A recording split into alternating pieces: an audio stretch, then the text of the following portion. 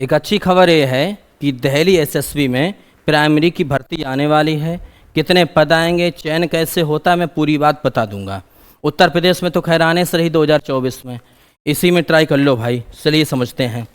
एक आरटीआई से सूचना मांगा गया तो उसमें बताया गया है, लेटर है 14/6/2024 का, और इसमें बताया गया है कि 1147 टोटल पोस्टें आएंगी। ये लिखा हुआ है 1147 दिल्ली एसएसबी। इसका विज्ञापन जो है वो जुलाई में आ जाएगा, ठीक, हर हाल में जुलाई में आ जाएगा। अब चयन कैसे होता है, योग्यता क्या है, पूरी बात समझो। सबसे पहले समझते हैं इसके बारे में। योग्यता आपकी वही रहेगी बीटीसी या डीएलएड। बीटीसी कहें हम या डीएलएड कहें, डीएलएड, ओके। साथ में आपको सीटेट का पेपर फर्स्ट पास चाहिए, सीटेट पेपर फर्स्ट, ठीक। उसमें भी कंडीशन है, अगर कोई बंदा जनरल का है, सामान्य वर्ग का है, तो उसको सीटेट में 90 नंबर चाहिए, चाहे वो दिल्ली का हो चाहे उत्तर प्रदेश का हो। ऑल इंडिया में कोई फार्म भर सकता है। अगर कोई व्यक्ति ओबीसी है और दिल्ली का रहने वाला है, दिल्ली का, तो उसे 82 नंबर चाहिए। कितने चाहिए? 82 चाहिए, ठीक। अगर दिल्ली का नहीं है तो उसको 90 नंबर ही चाहिए। एससी एसटी कहीं का भी हो, उसको 82 ही चाहिए। एससी एसटी कहीं का हो, चाहे दिल्ली का हो चाहे उत्तर प्रदेश का, उसको 82 नंबर ही चाहिए। क्लियर हुआ? अब हम बात करते हैं एज की। सबसे बड़ा फंडा, इसी में लोग कंफ्यूज हो जाते हैं। एज जो होती है वो 18 से 30 साल के बीच में मांगी जाती है।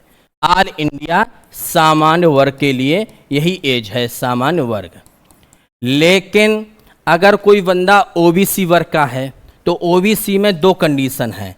अगर वो दिल्ली का है तो उसको 3 साल की छूट दी जाएगी। ध्यान समझना, कोई व्यक्ति यदि ओबीसी है, वो दिल्ली का मूल निवासी है, तो 3 साल की छूट। और दिल्ली का नहीं है, अदर स्टेट का है, यूपी का है, एमपी का है, तो उसको आयु में कोई छूट नहीं दी जाएगी। उसकी आयु की गणना सामान्य वर्ग के कोटे में ही की जाएगी, ठीक। एससी बात करें, एससी की बात करें, एसटी की बात करें, चाहे वो दिल्ली का हो और चाहे दिल्ली के बाहर का यानी अदर स्टेट का हो, दोनों की बता रहा हूँ, दिल्ली का हो चाहे अदर स्टेट का हो, तो उसको 5 साल की छूट दे दी जाएगी। यानी एससी बंदा दिल्ली एसएसबी में एससी में ही गिना जाएगा। क्लियर? अब आगे बढ़ते हैं। अब पेपर की बात करते हैं। पेपर टोटल पेपर में होते हैं 200 प्रश्न। कितने प्रश्न होते हैं? 200। समय आपको दिया जाता है 2 घंटे का, यानी 120 मिनट का। और इसमें मेरे भाई आपकी माइनस मार्किंग और रहेगी, माइनस मार्किंग रहेगी 1/4 की। कितने की? 1/4 की। अब आगे सुनो। जीएस आपकी आएगी 20 नंबर की, ठीक। रीजनिंग आपकी आएगी, रीजनिंग हम हिंदी में भी लिख दे रहे, कायदे समझ लो, बाद में कहना बताया नहीं, 20 की। गणित आपकी आएगी 20 की। अंग्रेजी आपकी आती है, अंग्रेजी वो भी 20 नंबर का आता है, ठीक। उसके बाद हिंदी भी आपकी 20 नंबर की आती है, हिंदी भी 20 नंबर की आती है। ये टोटल कितने हो गए? 1 2 3 4 5, टोटल 100 हो गए। 100 क्वेश्चन ये हो गए, ठीक। इसमें क्या होता है कि प्रत्येक पार्ट में 40% अंक लाने हैं, यानी कुल मिला के कितना लाना है? इसमें 40% अंक लाने हैं। इसके बाद एक तो 100 नंबर का पेपर हो गया, इसी के साथ एक पेपर और होगा जिसका नाम है शिक्षण पद्धति। शिक्षण पद्धति का पेपर होगा एक, शिक्षण पद्धति। शिक्षण पद्धति का पेपर भी 100 नंबर का होगा।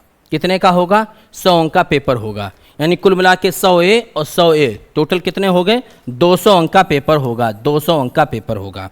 1/4 की माइनस मार्किंग रहेगी। अब इसमें क्या होता है कि पेपर तो वैसे ही होता है जैसे उत्तर प्रदेश में सुपर टेट का होता है, लेवल वही है, लेवल ज़्यादा हाई नहीं है, बट कंपटीशन बहुत हाई हो जाता है। कंपटीशन यानी 1/4 की माइनस मार्किंग होने के बावजूद भी आपको 150 के करीब नंबर चाहिए, 150 अंक चाहिए, क्योंकि भाई ऑल इंडिया पेपर होता है। तो आप इसकी तैयारी करना शुरू कर दें। ऐसा नहीं इंसान ही लगते हैं, लग जाओगे। बहुत लोग हमारे यहाँ लगे हुए हैं, तो आप इसका प्रयास करें और जैसे ही फार्म आते हैं मैं आपको बता दूंगा। ओके।